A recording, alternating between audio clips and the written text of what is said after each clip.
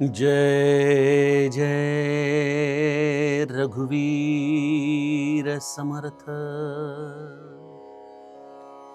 हरि कीर्तने प्रीति रामी धरावी। देहे बुद्धि निरूपणी विसरावी। परद्रव्याणीक कांता परावी। यदर्थी मना सांडी जीवी करावी। जय जय रघुवीर समर्थ। श्रोता वक्ता श्रीराम समर्थ। जय जय रघुवीर समर्थ। श्रीराम आपल्या सर्वांच्या हृदयस्थ वसणाऱ्या आत्मारामास साष्टांग प्रणिपात करून मनोबोध एक अंतरयात्रा हा श्री समर्थ रामदास स्वामी विरचित मनाच्या श्लोकांचा जो आपण अभ्यास करत आहोत, सज्जन हो, आज आपण त्यातील श्लोक क्रमांक 103 याचं चिंतन पाहणार आहोत। समर्थांनी गेल्या श्लोकामध्ये या अहंकार शून्यतेचं महत्व आपल्याला समजावून सांगितलं। मनुष्याचा अहंकार त्याच्या बोलण्यातून, त्याच्या एक प्रकारे चालण्यातून, त्याच्या दृष्टीतून, त्याच्या एक प्रकारे चाललेल्या आविर्भावांमधून हा वारंवार प्रगट होत असतो। संत हे साधकाच्या साधनेचं खऱ्या अर्थाने मोजमाप हे त्याच्या अहंकाराचा होणाऱ्या क्षयातून पाहत असतात। त्याचं कर्तेपण किती संपत चाललंय यामध्ये संतांना खरी प्रसन्नता प्राप्त होत असते। हे सगळं साधन आम्ही करत आहोत ते या अहंकाराला संपवण्यासाठी। पण बऱ्याचदा या साधनेचा जर आम्हाला अहंकार झाला तर काय करावं हा मोठा प्रश्न असतो। श्री ब्रह्मचैतन्य महाराज गोंदवलेकर म्हणतात की सत्संगतीचा किंवा साधनेचा अहंकार होणं हे रक्ताचा कर्करोग होण्यासाठी सारखं आहे। रक्त हे खरं तर आपला प्राण आहे, जीवन आहे, पण जर त्याचाच कर्करोग झाला तर ते जणू काही रोगाचं एक निमित्त ठरतं। त्याप्रमाणे सज्जनो, आमच्या जीवनामध्ये देखील जर साधनाच आमच्या अहंकाराचं निमित्त झालं तर मनुष्याने जावं तर कुठं जावं, काय करावं, आणि साधनेचा अहंकार होऊ नये यासाठी नेमकं काय करावं याचं समर्थ आम्हाला आज विस्तृत विवरण आजच्या श्लोकामध्ये सांगतायत। काय म्हणतायत समर्थ माऊली? हरी कीर्तने प्रीती रामी धरावी। भगवंताचं संकीर्तन करताना, त्याची गुण, त्याची कीर्ती, त्याचं चरित्र ऐकताना एकच गोष्ट व्हावी की रामावरती आपलं प्रेम जडत जावं। राम एक व्यक्तिरेखा, एक कौसल्याचा पुत्र या रूपाने आपण त्या रामाच्या असलेल्या या पुरुषार्थावरती अत्यंतिक प्रेम करत जाणं हे खऱ्या अर्थाने कथा श्रवण केल्याचं, कथा केल्याचं निमित्त आहे। त्याचप्रमाणे जेव्हा तुम्ही अद्वैत बोध वाचत आहात, अद्वैत बोध ऐकत आहात, अद्वैत तत्वज्ञान समजून घेत आहात, त्यावेळेला देहे बुद्धी निरूपणी विसरावी। या अद्वैताला आपण अद्वैत रूपानेच समजून घ्यावं, होय की नाही? पावसाचा थेंबुटा समुद्र झाल्याशिवाय त्याला समुद्राची व्याप्ती कळत नाही। त्याप्रमाणे सज्जनो, अद्वैत हे देखील अद्वैत जाणूनच आम्हाला अनुभवाला येऊ शकतं। मग त्यासाठी काय करावं? ही जी आपली देहबुद्धी आहे, जी आपण श्रवण करताना येणारे विक्षेप आहेत, यांना एका बाजूला ठेवून देहे बुद्धी निरूपणी विसरावी आणि आपलं आचरण हे नीतीने, मूल्याने आपण जगायला शिकावं। परद्रव्य आणि कांता परावी। परद्रव्य हा अध्यात्मामधला एक फार मोठा आम्हाला मुळणारा अडथळा आहे, आणि त्याचबरोबर परस्त्रीचं आकर्षण हे देखील आमच्या जीवनामधली अध्यात्मामध्ये येणारी बाध्यता आहे। साधकाने या दोन गोष्टींचा आवर्जून त्याग करावा, परद्रव्य आणि कांता परावी. आणि यासाठी मनापासून यदर्थी त्यासाठी मना सांडी जीवी करावी. आणि याविषयी अत्यंत अनासक्ती ही आतून आली पाहिजे, मनातून आली पाहिजे. तशी अवस्था जर झाली तर साधन हे अहंकाराचं कारण ठरत नाही. साधनेमधूनच अहंकार शून्यता तुम्हाला प्राप्त होऊ शकते. हा समर्थांच्या श्लोकाचा सरळ अर्थ आहे. सज्जनो, रामायणामध्ये अरण्यकांडात रामराया वनामध्ये विचरण करतोय. कुठं जायचंय माहित नाही. त्यावेळेला काही गुगल मॅप नव्हता रामाकडं, कोणाकडं जायचंय, किंवा रामाने कोणाला दूत घेऊन पुढे पाठवलं नाही की जा त्या आश्रमामध्ये आम्ही येतोय म्हणून सांग. रामराया औचितपणे एखाद्या ऋषी मुनींच्या आश्रमामध्ये जाऊन उभा राहिला. मग ते अत्री ऋषींचा आश्रम असो, सुतीक्ष्ण असो, अगस्ती असो, किंवा कुठल्याही इतर साधू संत ज्यांना तो जाऊन भेटला, त्यांच्या आश्रमामध्ये रामराया औचितपणे जाऊन तिथं उभा राहिलाय. माऊलीचं प्रसिद्ध अभंग आहे ना, अवचिता परिमळू उमजला अळीमाळू, मी म्हणे गोपाळू आला ग माय. तो गोपाळ आल्याचं हे लक्षण आहे. तो अवचित येतो, तो अतिथी म्हणून येतो. तो वार वेळ तिथी सांगून येत नाही. मग रामराया कोणाच्या आश्रमामध्ये जातो याचं नेमकं क्रायटेरिया काय आहे? सज्जनो, क्रायटेरिया एकच आहे. ज्याचा अहंकार संपला त्याच्या दारामध्ये रामराया उभा राहिला. आणि ते केवळ अरण्यकांडात नाही बरं का. आज तुमचा अहंकार संपला की तो राम तुम्हाला दर्शन देणार. बघा, आत्मबुद्धी आणि देहबुद्धीचं हे परस्पर नातं आहे. देहबुद्धी संपली की आत्मबुद्धी प्रगटतेच. सूर्य आला की अंधार टिकूच शकत नाही. अंधार घालवण्यासाठी तुम्ही शेकडो दिवे लावा, पण अंधार काही जाऊ शकत नाही. पण एक सूर्योदय झाला की अंधकार सगळा पळून जातो. तसं एकदा आत्मबुद्धी प्रगटली की देहबुद्धी राहू शकत नाही. आणि आमची देहबुद्धी संपत नाही, त्यामुळे आत्मबुद्धी प्रगट होत नाही.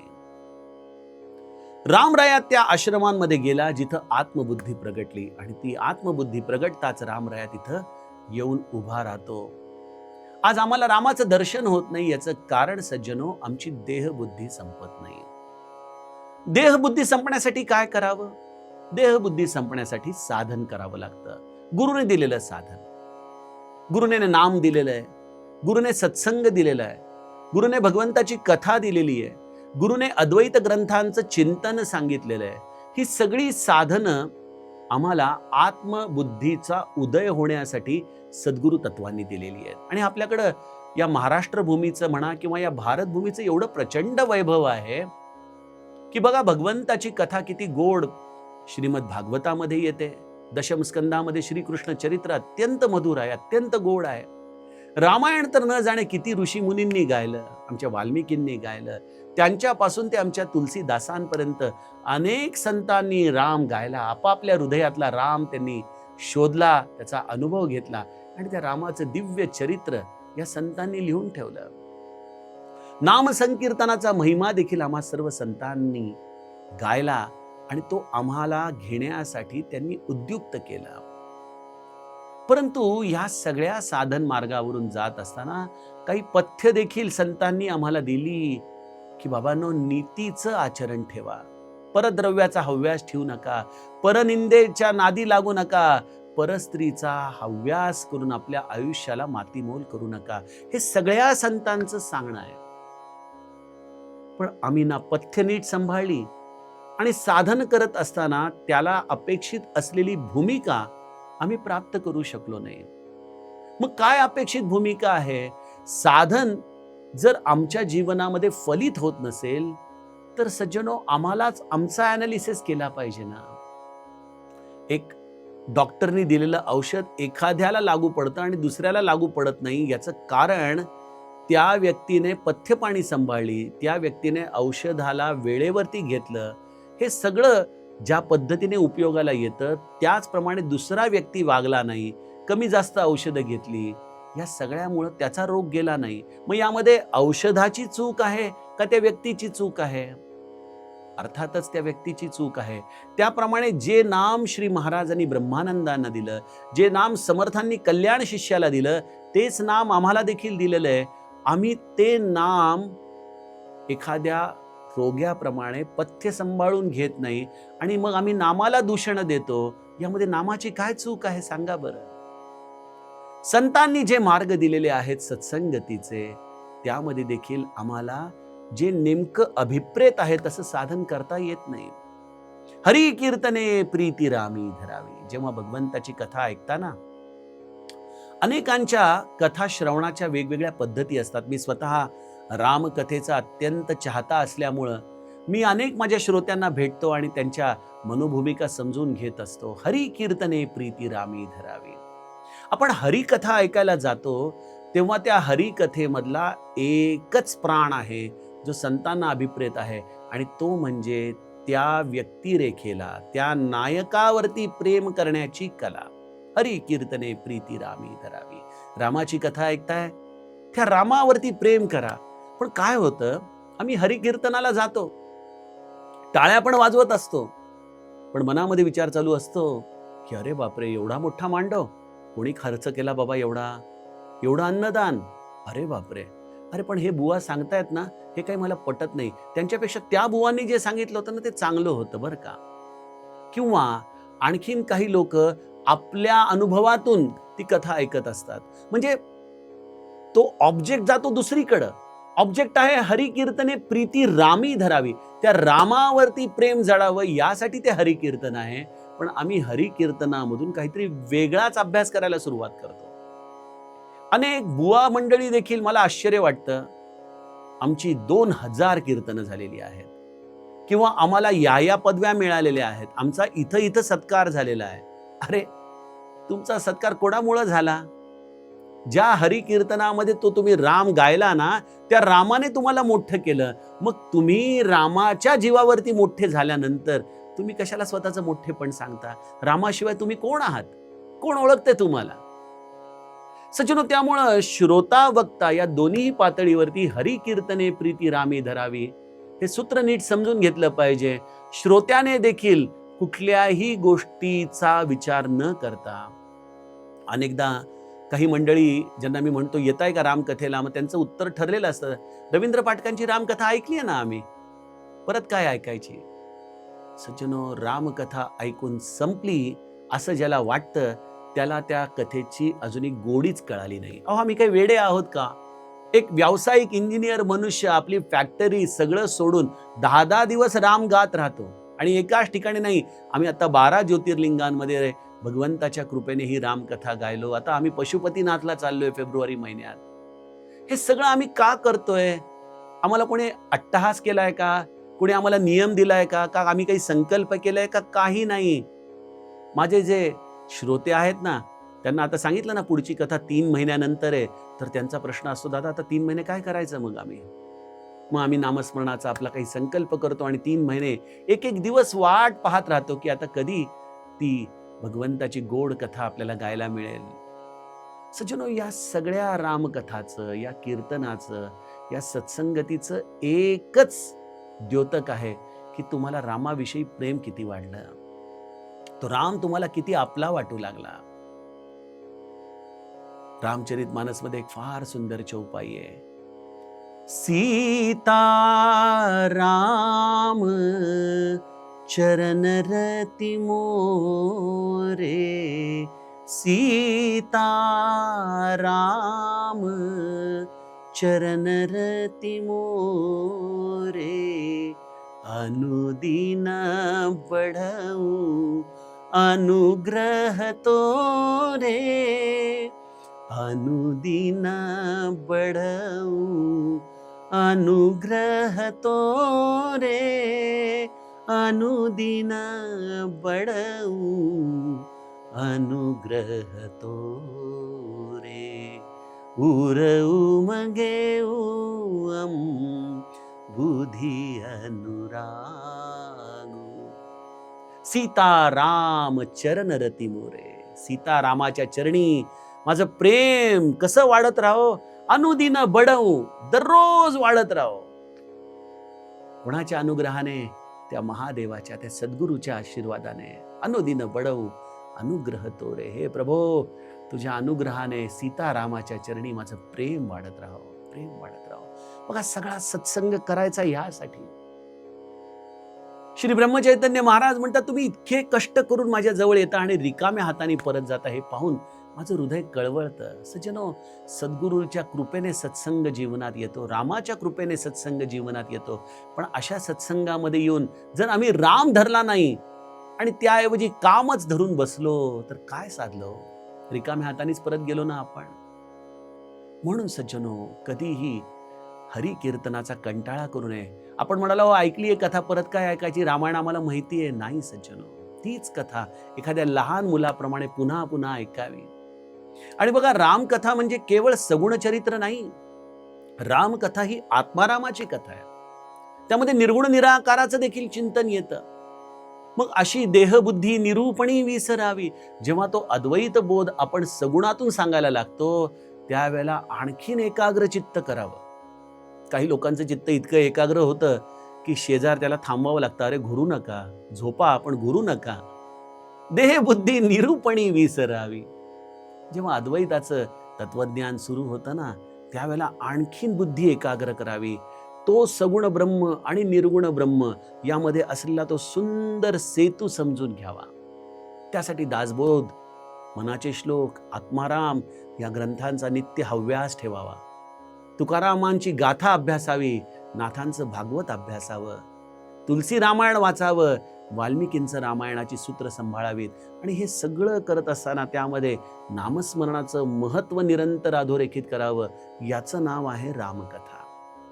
यामध्ये अर्थात श्रोत्यांची पूर्ण चूक आहे असं मी म्हणत नाही, कारण वक्ता देखील बऱ्याचदा साधनी नसतो.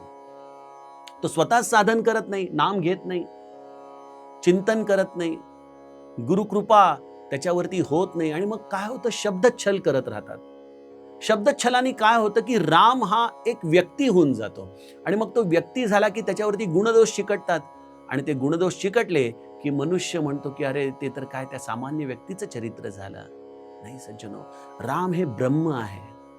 त्या ब्रह्मस्वरूपाला अत्यंत आदराने आपण गावं. त्याचं निर्गुण निराकार तत्व देखील सांगावं, सगुण साकार चरित्र देखील सांगावं, आपल्या गुरुची महती सांगावी, गुरु आणि रामामधलं एकरूपत्व सांगावं. अशा पद्धतीने कथेला अनेक अँगल्स असतात बघा. आणि हे श्रवण ना, मी म्हणतो श्रवण देखील एक फार अभ्यास आहे. आग्रहपूर्वक श्रवण करायला शिकावं, आणि वक्त्याने देखील पहिले उत्तम श्रोता व्हावं बरं का. मी स्वतः एकच साधना करतो. जसं संगीत शिकणारे विद्यार्थी काय करतात, चांगल्या चांगल्या गुरूंचं, चांगल्या चांगल्या उस्तादांचं, त्यांची कला खूप ऐकतात.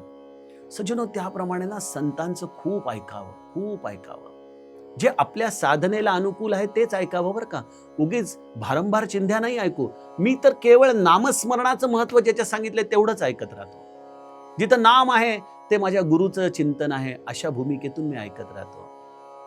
आणि ते ऐकताना आपण आपली देहबुद्धी विसरण्याचा प्रयत्न करावा, विकल्प ठेवू नयेत. नामाचं महत्व गात राहावं. हरिपाठ कीर्ती मुखे जरी गाय, पवित्रची होय देह त्याचा. नामाचं महत्व जिथं गायलं जातं ना, ते गायन देखील त्याच्या देहाला पवित्र करतं. त्यामुळे देहबुद्धी निरूपणी विसरावी. आणि मला असं वाटतं की ज्याला या सत्संगतीमध्ये रामभक्ती कळाली, जो रामाला धरायला शिकला, ज्याला ह्या अद्वैत बोधामध्ये एकाग्र चित्ताने आत्माराम तत्व समजून घेण्याची तृष्णा लागली, त्याचं लक्ष दुसरीकडे जाणारच नाही हो. परद्रव्य आणि कांता परावी हे तिसरं चरण हे त्यांच्यासाठी ऍप्लिकेबल आहे, ज्यांना या पहिल्या 2 चरणांमध्ये अनुभव नाही, किंवा ज्यांचं या 2 चरणांच्याकडे लक्ष नाही. मूर्ख लक्षणांमध्ये समर्थांनी दासबोधामध्ये लिहिले ना की कीर्तनामध्ये काही पुरुष हे केवळ स्त्रियांच्या अवलोकनार्थ येतात. हे अशा पद्धतीने सत्संगती करून काय आपल्या पदरात पडणार आहे. आणि परद्रव्य देखील अत्यंत घातक आहे. आता या परद्रव्याचे अनेक डायमेन्शन्स या श्लोकाच्या आधाराने देखील विचार करता येतो. बघा, आजच्या काळामध्ये कीर्तन हा देखील एक फार मोठा व्यवसाय होऊन बसलाय. लाखो रुपयाची बिदागी यजमान देतात, आणि कीर्तनकार देखील त्या पद्धतीने आपला भाव चढवून घेतात. सज्जनो, हे सत्संगती नाही. यामधून आपल्याला रामाचं प्रेम लागू शकणार नाही. किंबहुना जिथं काही वैयक्तिक पातळीवरती देवाणघेवाण होते ना, तिथं सत्संग घडू शकत नाही. वक्ता हा पूर्णपणे निस्वार्थी झाला पाहिजे, रिकामा झाला पाहिजे. त्याला कशाचीच अभिलाषा नसावी, ना द्रव्याची, ना कुठल्या परकांतेची, आणि कोणाच्या परनिंदेमध्ये ऐकून घेण्यासाठी त्याच्याकडे वेळच नसावा. कारण तो इतका व्यस्त असतो आपल्या चिंतनामध्ये, रामभजनामध्ये, की त्याला कोणाची निंदा ऐकून देखील येत नाही, अशी त्याची स्थिती होते. आणि हे सगळं घडतं केव्हा? जेव्हा तुम्ही रामाला मनाने धरता. तुमच्या मनामध्ये जोपर्यंत या तिन्ही गोष्टींची अभिलाषा आहे, तोपर्यंत तुम्ही रामाला धरू शकत नाही. आणि मग या 3 गोष्टी आत आल्या की राम सुटून जातो. आपण म्हणालो, "अहो दादा, पण आम्हाला अजूनही रामही सापडत नाही आणि या 3 गोष्टी देखील आम्हाला विशेष आवडत नाही, पण काय करावं मग आम्ही लोकांनी?" सज्जन, यावरती एकच उपाय आहे. नाम घ्या, नाम घ्या. रामाला शरण जा, प्रार्थना करा. त्याला म्हणावं की रामा, आता तूच माझ्या हृदयात बस आणि तुझ्या चरणी प्रेम उत्पन्न होईल असं कर. अशा पद्धतीने आपण रामाला प्रार्थना करावी. रामराया आपल्याला पुढचा मार्ग दाखवतो. आणि जसं श्री ब्रह्मचैतन्य म्हणतात की 105 डिग्री असलेला ताप लगेच 100 झाला तर बरोबर नाही. या सगळ्या आमच्या वासना आहेत ना, परद्रव्य, परकांता, परनिंदा, या देखील उगीच आविर्भाव करून संपल्याचं आपण जाहीर करू नका. या स्वतःचं अवलोकन करा, कारण की या मनातून सुटायच्या आहेत. यदर्थी मना सांडी जीवी करावी, या मनातून सोडायच्या आहेत. त्यासाठी एकच आहे, प्रदीर्घ सत्संग, प्रदीर्घ शरणागती. असं हे रामाचं भजन आपण करत राहावं, हेच समर्थांचं सांगणं. आता उद्याच्या सत्रामध्ये आपण पुढील श्लोकाचं चिंतन बघूया. जानकी जीवन स्मरण. जय जय राम.